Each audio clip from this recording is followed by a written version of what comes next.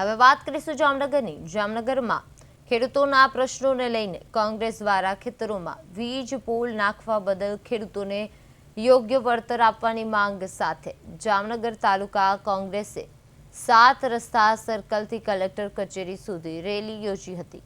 Oswal centre પાસે કાર્યકરો દ્વારા રસ્તા પર ચક્કાજામ કરવામાં આવતા વાહન વ્યવહાર ખોરવાયો હતો।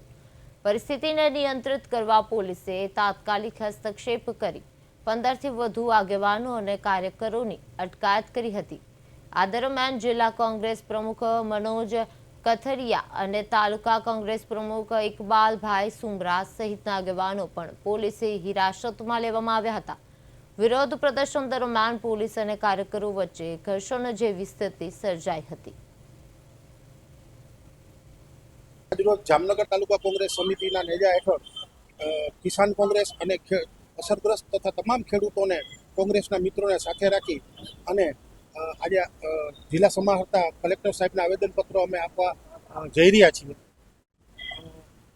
જે ખેડૂતોના જમીનમાં મંજૂરી વગર પોલીસને સાથે રાખી અને આ તાનાશાહી સરકાર વીજ કંપનીને સાથ અને સહકાર આપી અને ખેડૂતોને બહુ મોટું નુકસાન કરી રહી છે।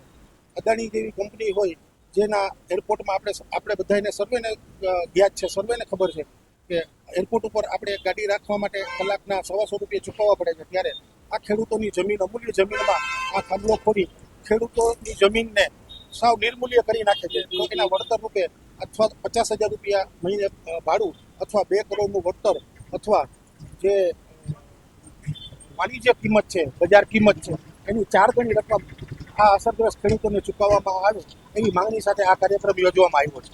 વર્તમાન સમયમાં બીજેપી સરકાર ખેડૂતોના ખેતરોમાં થાંભલા ઊભા કરી અને પ્રાઇવેટ કંપનીઓને જે પ્રોત્સાહન આપી રહી છે અને ખેડૂતોની જમીન, જે નાના ખેડૂતો જે 2-5 વીઘાના અને એની જમીન છીનવાઈ જાય તો આજીવન રોજીરોટી એની પાસેથી છીનવાઈ જાય, એ ન છીનવાય એના સંદર્ભમાં અમે આજે કલેક્ટરને આવેદન આપીએ છીએ કે કાં તો ખેડૂતોને પૂરતું વળતર આપવામાં આવે, કાં તો ખેતરમાં જે થાંભલો ખોડવામાં આવે છે એનું ભાડું આપવામાં આવે, જેથી કરી ખેડૂત આજીવન એનું પરિવારનું ગુજરાન ચલાવી શકે। એ રજૂઆત કરી અને આજ સખત પર સખત કોંગ્રેસ દ્વારા આ વીજ કંપનીઓનો વિરોધ કરવામાં આવી રહ્યો છે।